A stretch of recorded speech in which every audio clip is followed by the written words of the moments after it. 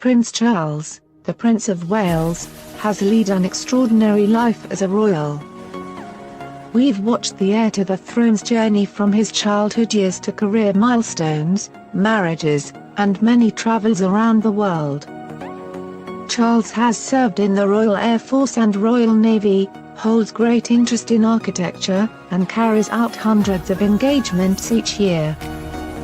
In Charles, Prince of Wales, by Anthony Holden, the author describes how the prince has a taste for adventure and thrills. The book, published in 1979, reveals during Prince Charles' early 20s, the heir to the throne's military service career took him back many times to the Bahamas and Papua New Guinea. Apart from a trip via India to Nepal in 1975, for King Birendra's coronation, he made no new landfalls until March 1977. It was that year Charles had his first extended taste of Africa.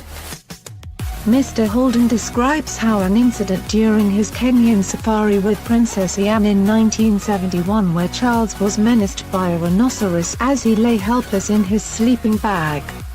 The author claims this experience had left the Prince of Wales for another taste for an African safari.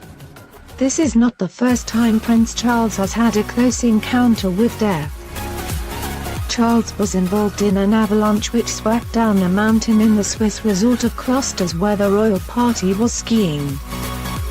Prince Charles, who was not hurt in the incident, joined other members of the party in a frantic bid to dig out Major Hugh Lindsay, who was caught in the cascade of tons of freshly fallen snow which shot down Gutschnagrat mountain in the fashionable ski resort.